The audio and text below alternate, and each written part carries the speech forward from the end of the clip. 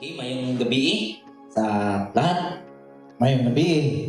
Sa ating mga kapatiran na manunood po sa live, magandang gabi. Happy Friday night sa ating lahat mga kapatid. Magandang gabi sa lahat mga kapatid. At ngayon po ay nandito tayo sa ating patuloy na ginagawang pag-aaral every Friday night mga kapatid. At tayo ay nasa Romans chapter 5 at sa ating isasagawang pag-aaral, muli natin ipapaalala, ito'y hindi upang apakan o laitin ang mga existing na pag-unawa na ating narinig o kung saan man tayo napapabilang, kundi ito po ay ginagawa ng Torah Community para magkaroon po ng comparison at makita po natin ang patas na pag-aanalisa tungkol sa mga nasusulat. Dahil itong si Apostol Pablo ay maraming sulat na nandito sa New Testament at maraming mga nagkakaroon ng iba't ibang pagkakaunawa tungkol sa kanyang mga sulat.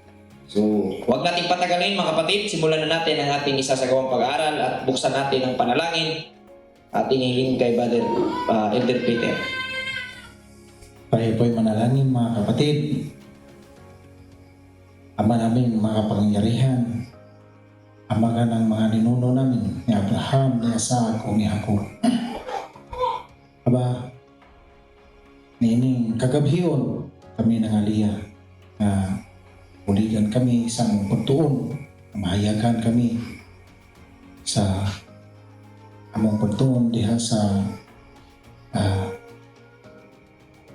buhat ni San Pablo. Sulat niya ngadto sa San Pablo sa taga-Roma nga kini makahatag namo og kating-awan sa matag pulo. Ma, ining kagabiyon, ikaw mag-iya ka namo sa matag usa ug sa makakita o makapaminaw ng among programa na aduna usab sila'y mapupo na pagtulunan para sa kaluwasan. Ama namong mahanan nining kagabiyon kami mga hayong pasaylo sa among mga kasaypanan. Ipiha ang mga nagsatag sa kakasing-kasing araw na ngayon kami diha sa imong atubang. Aba, ang tanan ng tungog himaya diha naman kanimo pinagis mong kugma matarong paila ka namo o sa imong bugtungan ang Bisaya Yahusay. Amen. Amen. Okay, so ang nagiging topic natin last Friday, Romans chapter 4, ang naging highlight po natin doon ang tungkol sa pananampalataya. Atin pong naibahagi doon kung ano ang pananampalataya na naging dahilan na si Abraham ay naituring na matuwid.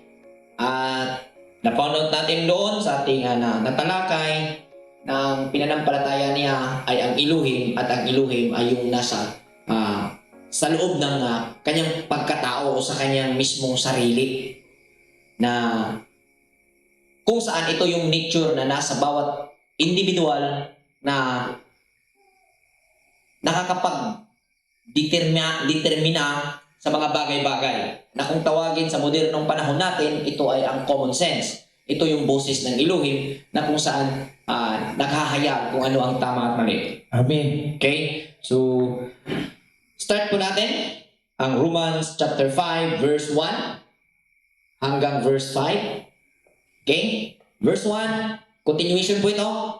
Kaya ngayong ipinahayag ng tayong matuwid dahil sa pananampalataya, panatilihin nawa natin ang mapayapang kaugnayan sa Elohim na natamo natin sa pamamagitan ng Panginoong Yahushua.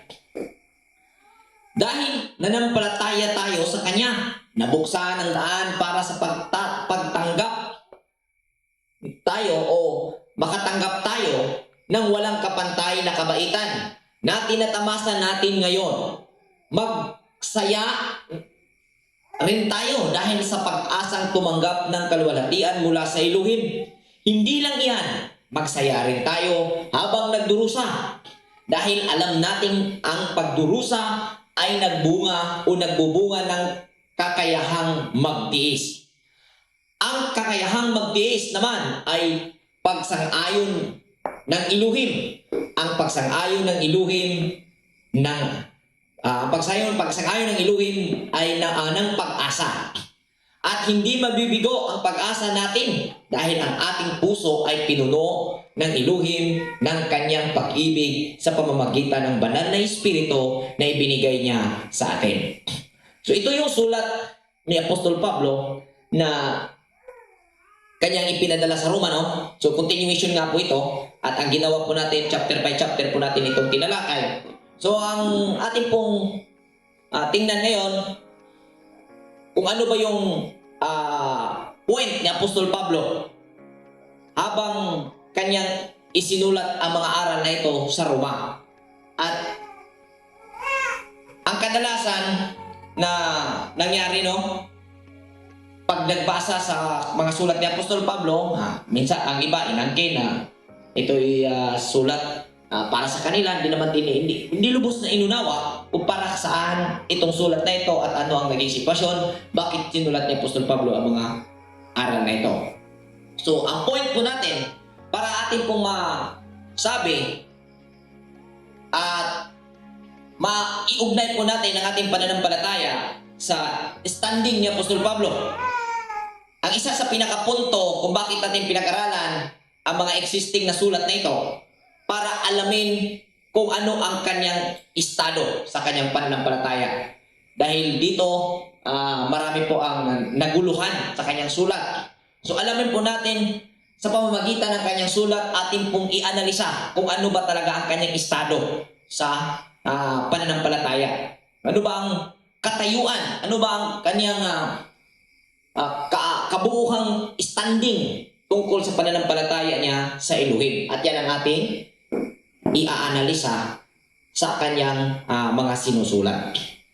Okay? So, sabi niya, inihayag tayong matuwid dahil sa pananampalataya. So, alam natin, yung pananampalataya na sinasabi dito, yung pong na-discuss natin sa previous chapter, yung pananampalataya sa Elohim at ang Elohim, yung pong likas na kabaitan o likas na matuwid na pag-uugali na naka-built in sa atin. So, basahin po natin ang Acts chapter 13, verse 38 to 39.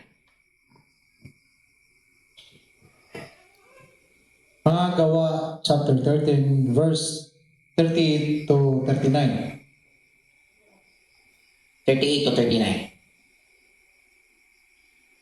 Dapat ninyong malaman, mga kapatid, na sa pamamagitan ni Jesus o Yahweh siya ay ipinangaral sa inyo ang kapatawaran ng mga kasalanan at ang lahat ng sumampalataya sa Kanya ay pinalalaya na sa lahat ng pagkakasala na mula sa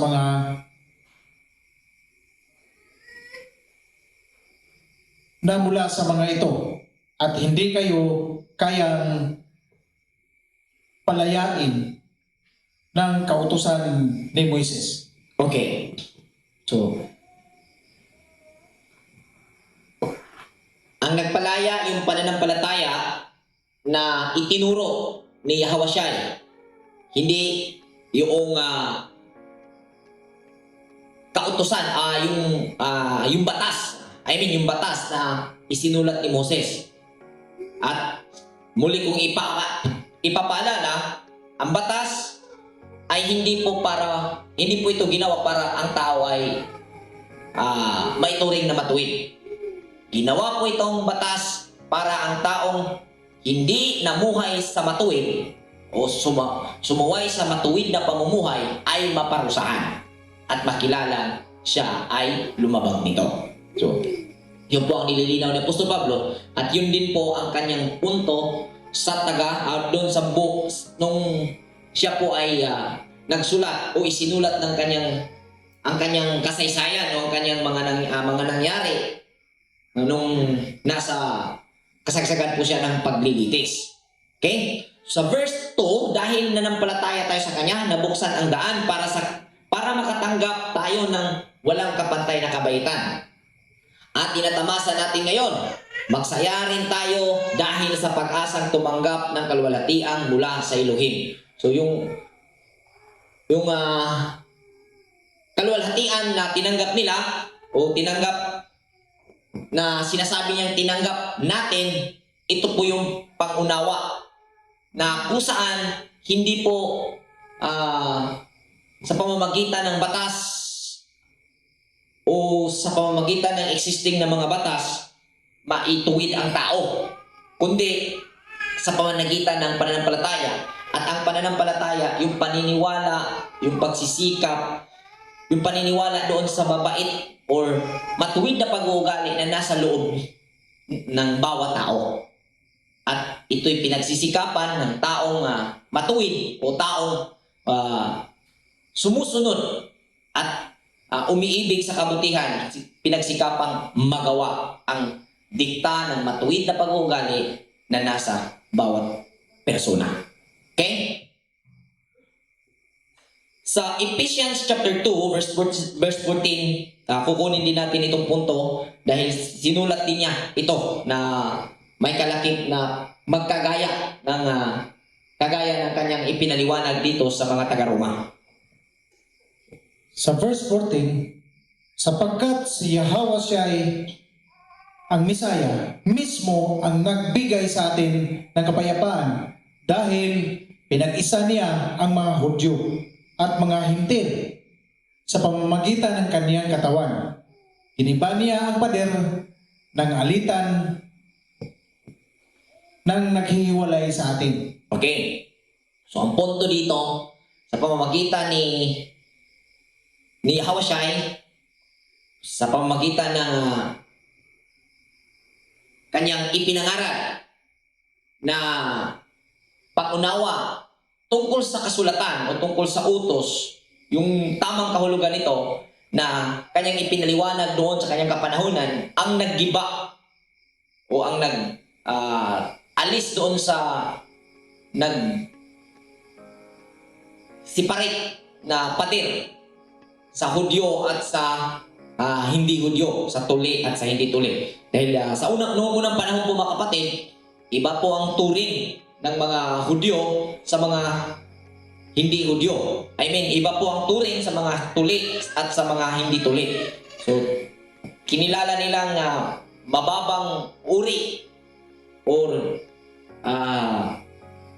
mataas ang turing sa sarili ng mga taong tuli sa mga hindi sa kanilang sarili kaysa mga hindi tuli.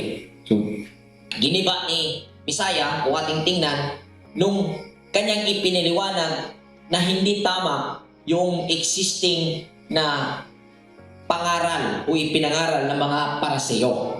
Okay? So, ang kakayahang magtiis, verse 3, hindi lang yan, magsaya rin tayo habang nagdurusa. So, dito, isinulat ni Apostol Pablo sa taga-Roma na magsaya rin tayo habang nagdurusa. Dahil alam natin, ang pagdurusa ay nagbubunga ng kakayahang magtiis. Okay? Parang medyo magtataka ka dito kasi magsaya rin tayo habang nagdurusa. Pag sinabing nagdurusa, ano ba ang ibig sabihin nito? So pag nagdurusa ka, may pinaglalabanan ka. May sabihin na natin hinaharap kang sitwasyon na kailangan mong manindigan o kailangan mong sabihin na natin kailangan mong magkaroon ng tamang response doon sa sitwasyon. Okay? So, magsaya rin tayo habang nagdurusa. Dahil ang pagdurusa, dumarating po ito every transition. Pag may transition sa buhay mo o sa buhay ng tao, ito po yung ating nakikita. Usually, example, pag may trabaho ka, nag-resign ka sa trabaho mo, dahil nakita ka ng bagong opportunity na magandang trabaho, magkakaroon ka ng transition. At siyempre, magdusa ka ng may pagdaanan kang pagdurusa dahil bagong surrounding, bagong communication, bagong team, yun yung pagdurusa. At ang pagdurusa na i-handle po ito sa pamamagitan ng itinuro ni Yahushua. Dahil ako'y naniniwala na ang buod ng itinuturo ni Yahushua sa tao noon ay kung paano i-manage yung sarili.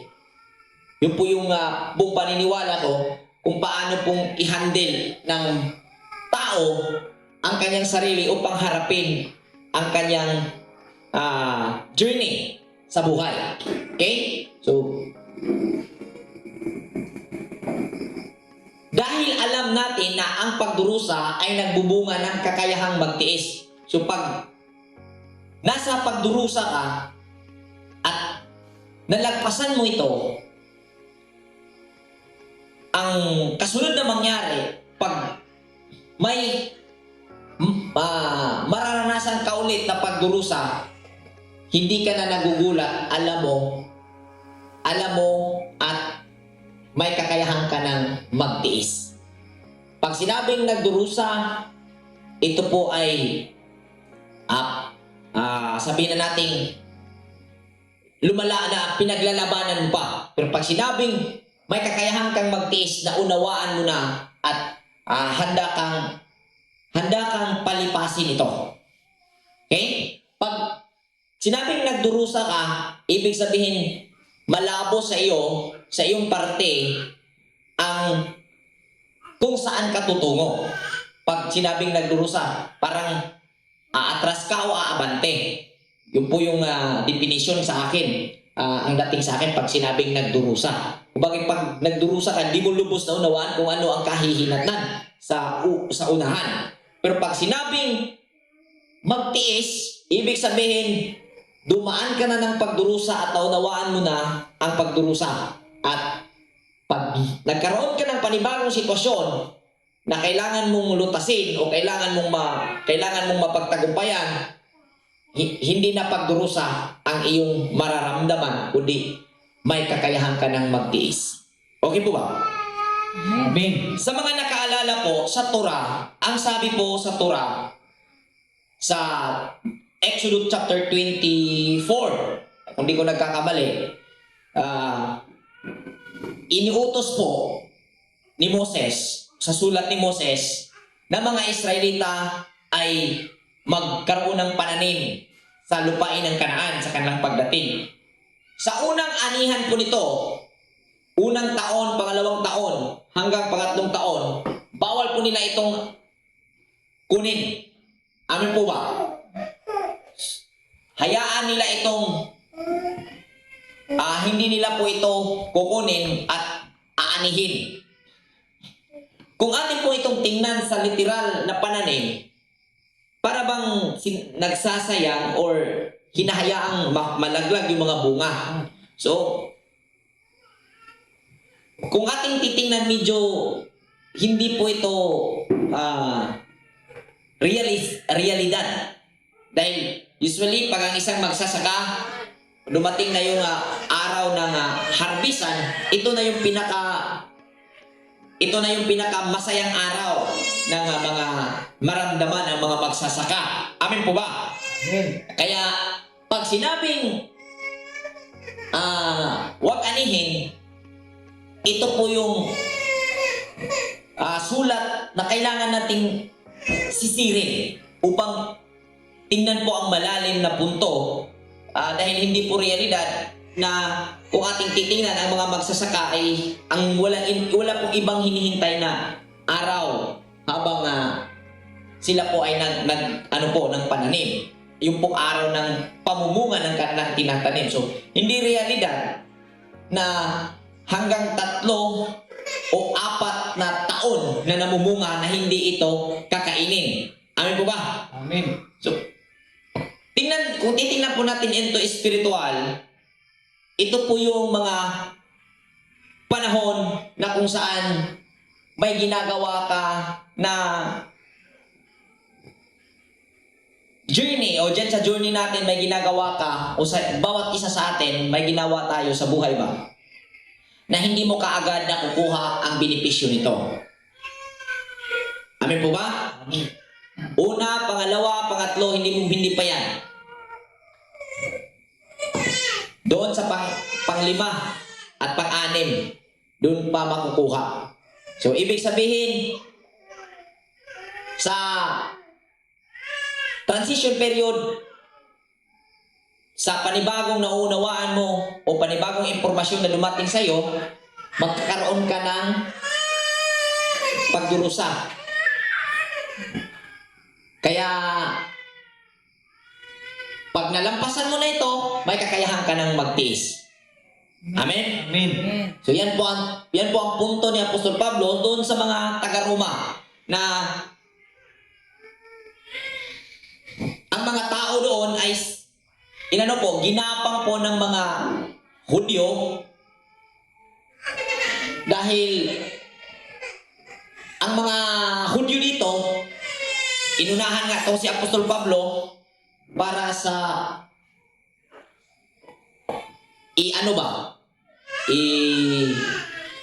paralyze itong aral na itinuro ni Apostol Pablo doon. Inunahan niya, siniraan nila ang mga itinuro nito. Okay? So, ang kakayahang magtiis naman ng pagsang-ayon ng iluhin. Pag may kakayahan kang magtiis, sasang-ayon yung iluhin. Yung matuwid na pag-uugali ay mag-align. Kumbaga, pag natuto kang gumamit, pag natuto ang tao gumamit ng kanyang kapasidad, ng emosyon niya, isipan niya, yung lakas niya, pag natutunan ito ng tao paano gamitin ito, ito kasi yung Elohim, ito yung nature na nasa sa atin. Ang isipan mo at ang emosyon mo at ang lakas mo, magtatrabaho yan align sa iyo. Okay? Amen. So, ang nangyari ngayon, ang mga tao, kadalasan, ang isipan at ang emosyon, yes, nag-function.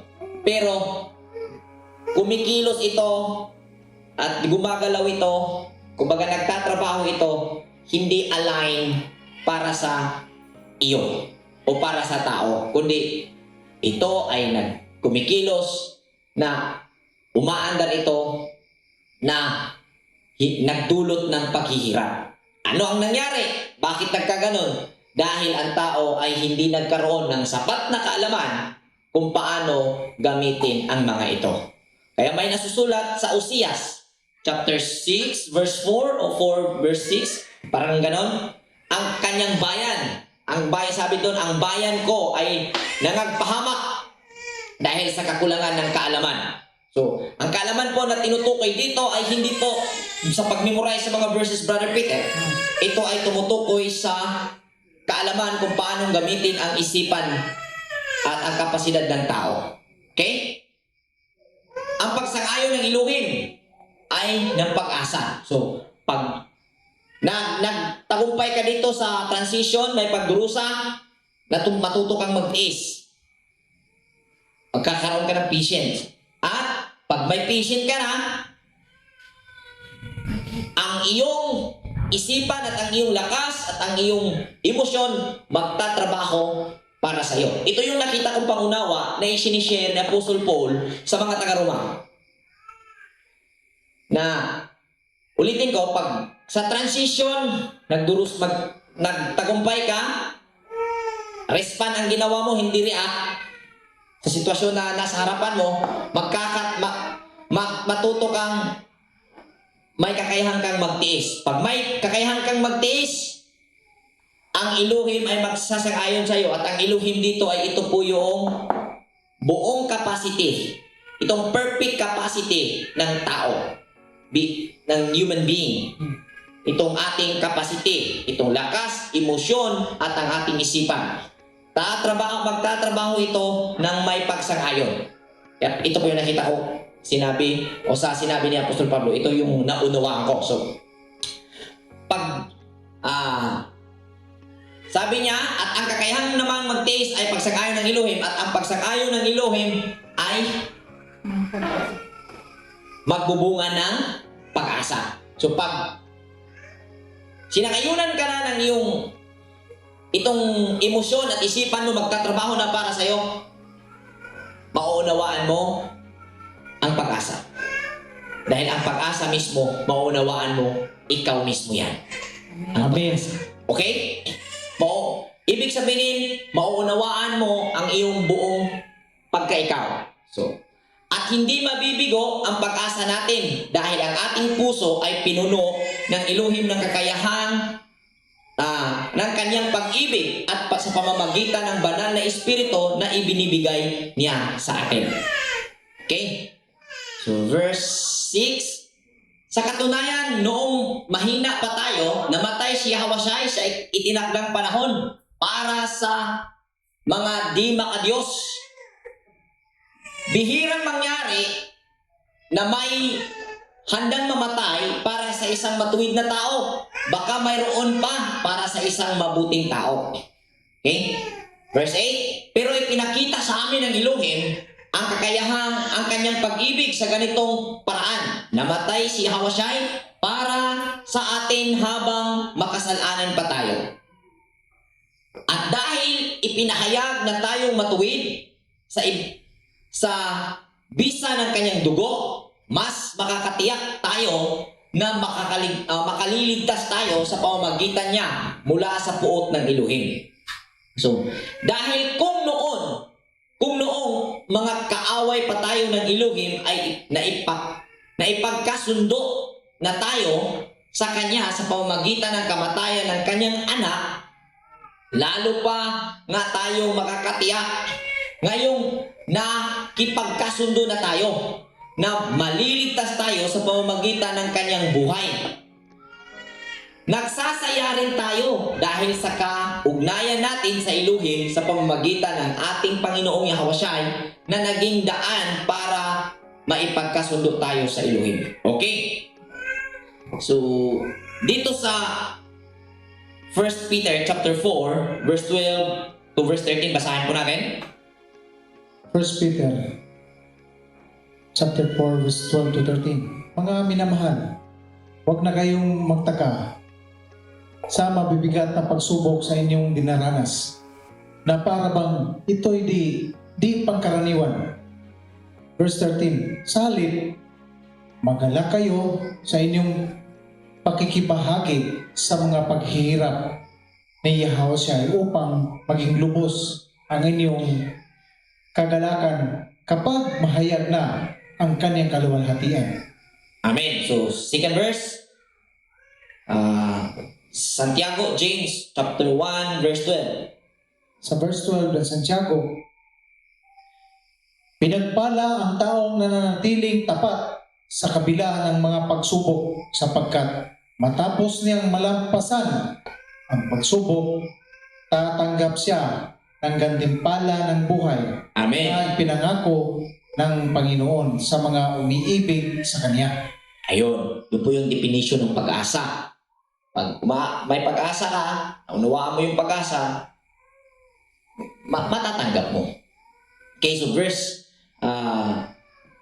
dito sa 2 Corinthians chapter 1 verse 22. Nilagyan niya kami ng Kanyang tatak at pinagkalooban ng Kanyang Espiritu bilang patunay na tutuparin niya ang Kanyang mga ipinangako. Amen. So, nangako dito na sa pamamagitan ng Panginoong Yahushua na naging daan para maipagkasundo tayo sa Elohim. So, yung tatak na sinabi dito, yung pong tatak na kala ng iba, tatak ito sa noo. May ibang mga tao na naglagay ng tatak sa noo. Ito po yung tatak ng banal na espiritu na nasa puso. Ito po yung active na pangunawa na kung saan nakakaintindi sa kanyang pag-iral. Sa pag-iral ba? Yung pag-iral mo dito sa mundo. Okay, next. Okay, verse 12. Kaya sa pamamagitan ng isang tao, ang kasalanan ay pumasok sa sangkatauhan at dahil sa kasalanan ay pumasok ang kamatayan. Kaya naman, ang kamatayan ay lumaganap sa lahat ng tao dahil silang lahat ay nagkakasala. So muli, ipaalala ko ang tao po dito ay hindi ang pisikal, kundi ang pangunawa o yung ito pong isipan. Ito po yung divine mind or pag-iisip. Ito po yung tao. So, dahil ganap po itong nagiging human being pag ito ay nasa physical na katawan na kung saan ito pong ating mga kinakalalagyan ngayon. Okay?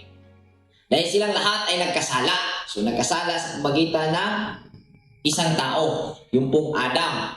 So, mababasa yan sa Genesis. Yan po ay nasusulat sa Genesis chapter 2, verse 17. Chapter 2, verse 17 sa Genesis.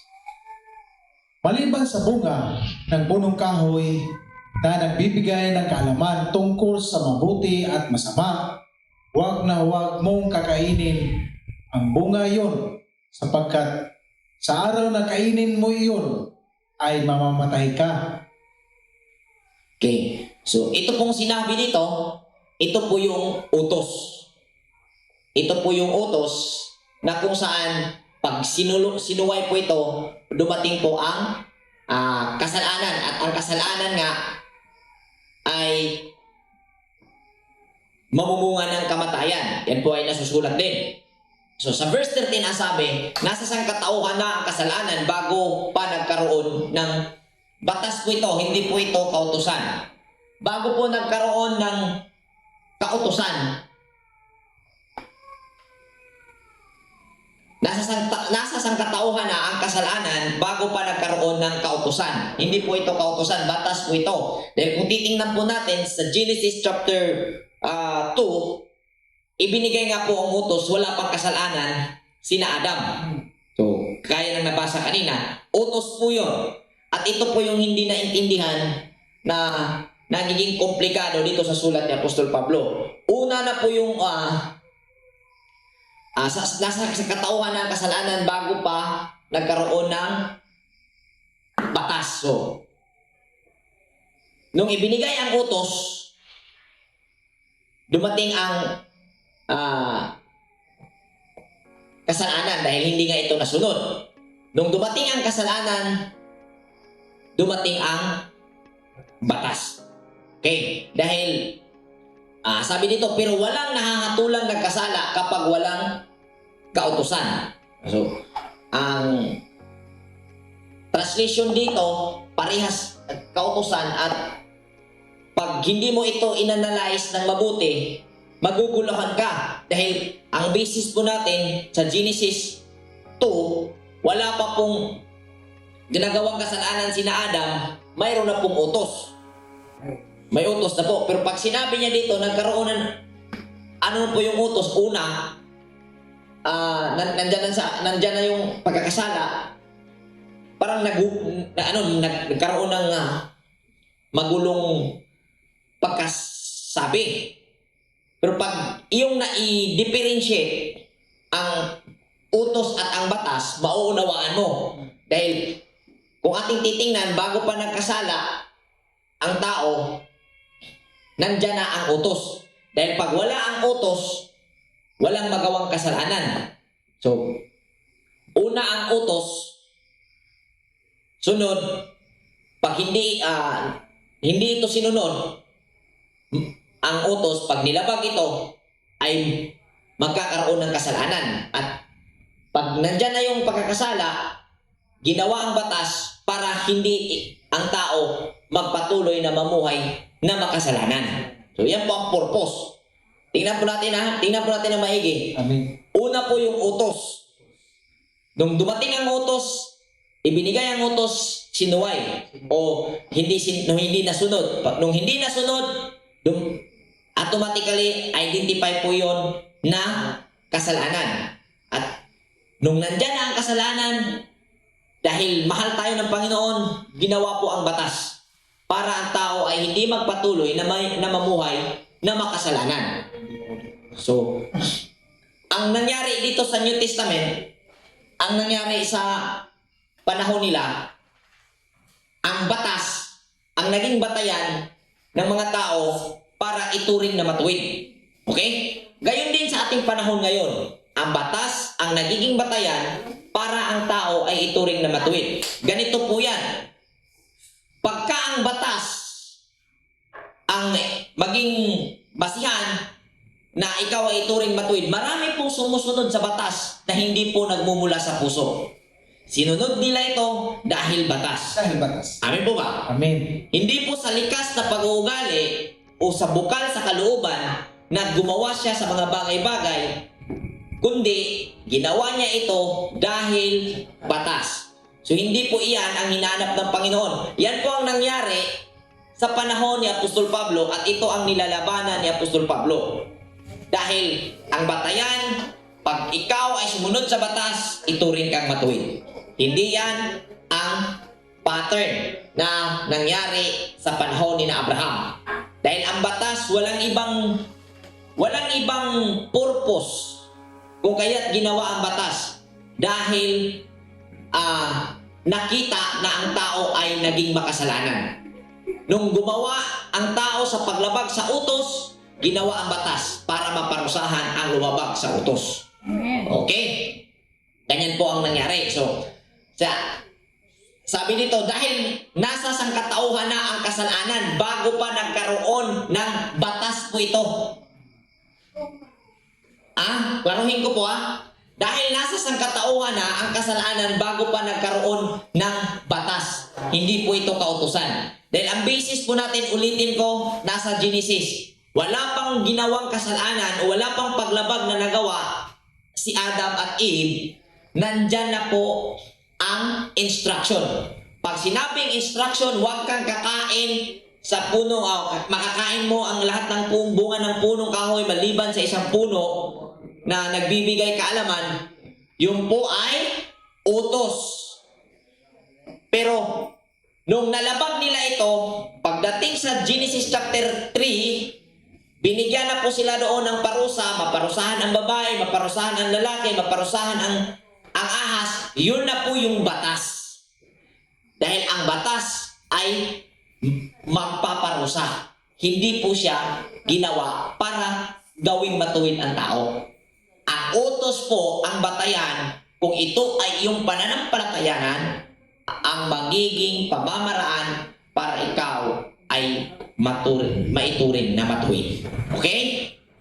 Amen. Gayon pa man, ang kamatayan ay namahala bilang hari mula kay Adan hanggang kay Moses. Kahit sa mga hindi makagawa ng pagkakasalang gaya ng kay Adan, na may pagkakatulad sa isa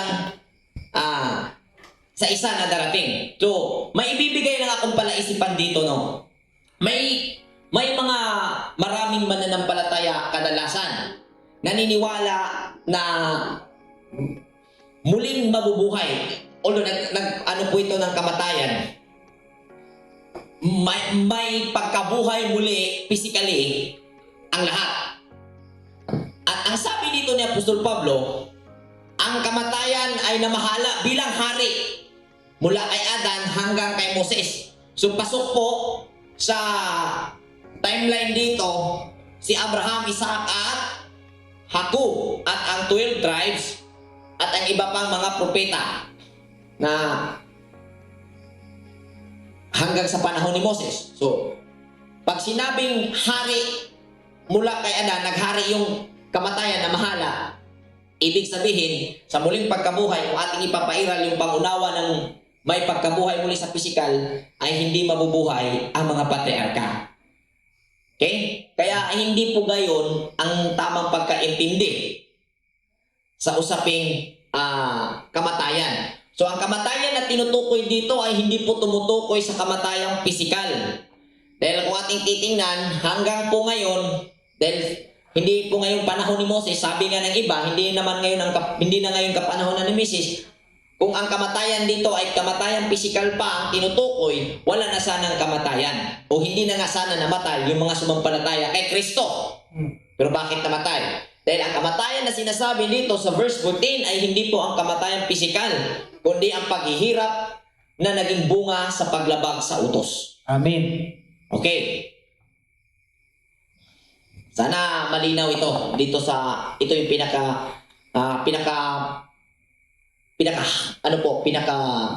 puntos na kailangang maintindihan na ating maibahagi sa mga makikinig at sa ating mga kasamahan dito sa chapter 5 ang tungkol sa utos at ano ang nauna,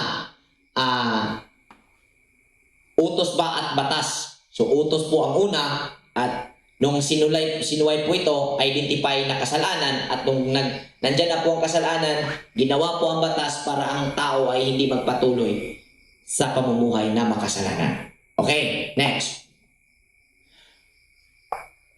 Verse 15, pero regalo ng Elohim ay hindi katulad ng nagawang pagkakasala, dahil kung namatay ang marami dahil sa pagkakasala ng isang tao, nakinabang naman ang malaki ang marami dahil sa walang kapantay na kabaitan ng Elohim at sa kanyang walang bayad na regalo. Ibinigay ang regalong ito sa pamamagitan ng walang kapantay na kabaitan ng isang tao, si Hawashai. So, totoo nga, at inihayag ni Apostol Pablo sa taga-Roma na naihayag ang kabaitan ng Panginoon, ang regalo, yung handog, yung ano po, na sa pamamagitan ng buhay ng isang tao. Dahil doon po sa kanya ipinakita, o doon po totally active yung Kristo.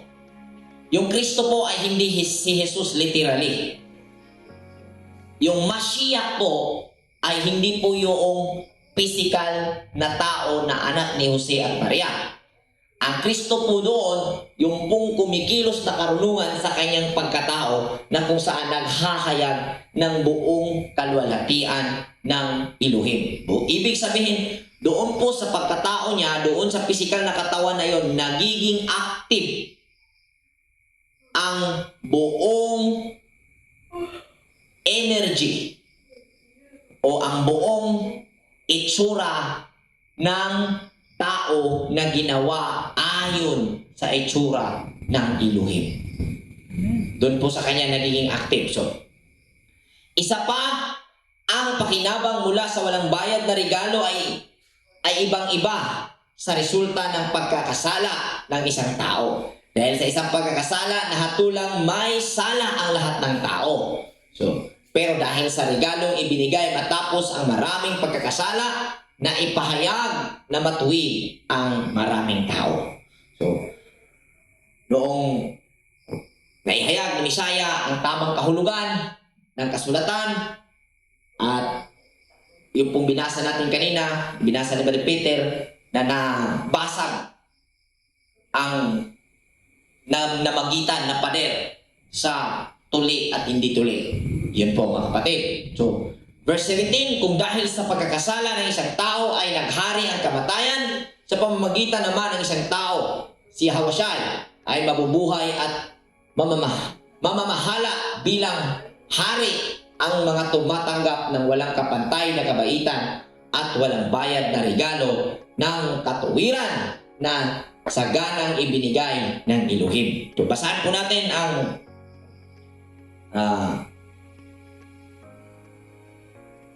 1 Corinthians chapter 15 verse 45.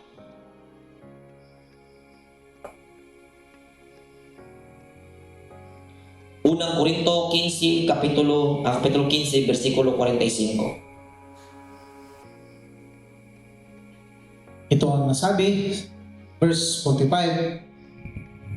Ganito ang sinabi sa kasulatan. Ang unang tao, si Adan, ay nilikhang binigyan ng buhay. ang huling Adan ay espiritong nagbibigay buhay. Okay. Amen. So, yung unang tao, ang tao hindi po ibig sabihin ay ang katawan, kundi yung pong unang conscious. So, ang unang conscious na ginawa ng Elohim, o unang tao ay si Adam at yun yung nagkasala. At yung pangalawang conscious, yun po yung pangalawang Adam ay si Yahweh, yung pong Kristo na kung saan nagbibigay buhay, nagbibigay ginawa sa pamamagitan ng Espiritu, karunungan. Okay? Next. Verse 18 to 21. Kaya kung sa pamamagitan ng isang pagkakasala, ang lahat ng uri ng tao ay nahatulan. So, kung batas ang basihan, kung pagbabasihan ang batas, ang nagkakasala ang lahat at ang tao ay nahahatulan. Sa pamamagitan naman ng isang matuwid na gawa, ang lahat ng uri ng tao ay naipahayag na matuwid para sa buhay. So, magitan ng matuwid na gawa, ito po yung matuwid na gawa, yung pong pagsisikap na naihayag ang tamang kahulugan ng kasulatan sa pamamagitan ng buhay ni Yahweh. Ang lahat ng uri ng tao ay naipahayag na matuwid para sa buhay. Dahil lang sa pagsuway ng isang tao, marami ang naging makasalanan. Pero dahil sa pagkamasunuri ng isang tao, marami ang magiging matuwid. So, dahil sa ipinakitang pagsunod ni Yahweh, o dahil sa doon sa kanyang pagkatao naging aktibo yung total awakening ng bilang ginawa ng Elohim ayon sa kanyang wangis, doon po na naihayag sa pagkatao ni Yahweh, marami ang magiging matuwid. So, dahil nagiging inspirasyon mula noon hanggang ngayon, marami ang nagiging tagasunod ng kanyang aral. Iba't iba man ang pagkakaunawa, pero nakita po natin ang pagsisikap. Okay? At nagkaroon ng kautusan para mas makita ng mga tao na makasalanan sila. So, at nagkaroon ng kautusan. Dito po, hindi po ito utos. Nagkaroon ng batas para mas makita ng mga tao na makasalanan sila. Pero habang dumarami ang kasalanan, lalo ring sumasagana ang walang kapantay na kabaitan. Kung hindi mo naunawaan ang batas at ang utos, parang lumalabas dito na magulong unawain ang sulat ni Apostol Pablo. Amen. Pero pag nakita mo ang nagkaroon ng batas para mas makita ng mga tao na mas makasalanan sila, maunawaan mo, hindi po ito kautusan. Batas po ito. Ginawa ang batas para ang tao ay makakakita at hindi magpapatuloy na mamuhay ng makasalanan. Yan po ang purpose ng batas. Ano po ba? Dahil ang uso ngayon ba ni Peter, ang sabi, ang balaod, nagsugo ka na to. Di ba? Maraming mga inanang statement, ang batas ang nag-utos sa atin upang gawin ang mga ito. So pag batas ang nag-utos, ganito yung nangyari, pag batas ang nag-utos sa iyo, hindi mo ito gagawin ng bukal sa puso. Dahil batas ang nag-utos eh. So wala kang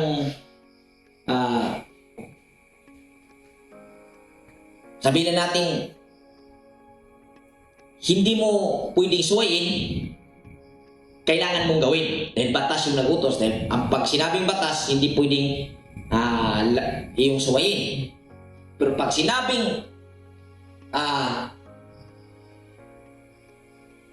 ginawa mo ito dahil sa kautusan ng Elohim, yun po yung likas na pag-uugali na naka-built-in sa'yo, yun po yung tama. Gawin mo dahil utos ng Elohim. Huwag mong gawin dahil batas ito. Hindi tayo inutusan ng batas. Inutusan tayo ng Elohim. At ang Elohim mismo ay ang kautusan. Amen po ba? Dahil ang kautusan, yun po yung nature na nagsasalita sa atin, na nasa pagkatao natin. Okay?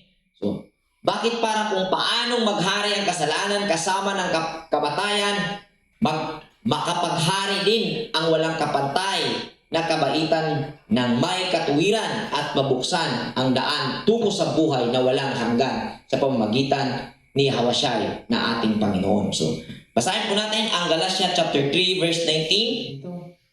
Kung ganoon, ano ang silbi ng kautusan? Idinagdag ito upang maipakita kung ano ang paglabag at may bisa ito hanggang sa dumating ang anak na pinangakuan. Ibinigay ang kautusan sa pamamagitan ng mga anghel sa tulong ng isang tagapamagitan. Amen. Amen. So, ang sabi dito sa version na binasa, ang kautusan ay dinagdag. Pero kung ating titingnan, una po ang kautusan. Kaya hindi po kautusan ang tamang termino ang nakasulot dyan. Ang batas ay dinagdag para mas makita ang kasalanan. At pag nakita ang pag mahayag ng lalo ang kasalanan, na pag nandyan ang batas ang magiging tagapigil para ang tao ay hindi magpapatuloy na mamuhay ng makasalanan. Amen po ba? Yan po ang wala pong ibang purpose sa batas. Yan po ang ibang purpose. Yan, hanggang ngayon po. Dahil kung tingnan po natin, hindi po ginawa ang mga batas ngayon para ikaw ay magiging matuwid. Ginawa yan para doon sa mga hindi matuwid. Amen po ba? Amen. Dahil lahat ng batas na nagawa, nag-exist ngayon, ginawa po yan dahil sa mga nakitang sitwasyon na may paglabag sa hustisya at katarungan. Yan po ang realidad. Ganun din po noon. Okay? 1 John chapter 4 verse 9. Inihayag ng Elohim ang kanyang pag-ibig sa atin nang isugo niya sa mundo ang kanyang kaisa-isang anak upang magkaroon tayo ng buhay sa pamamagitan niya. Amen. So, isinugo ng Elohim ang kanyang kaisa-isang anak. So, ang anak ba niya dito ay yung anak ni Jose at Maria?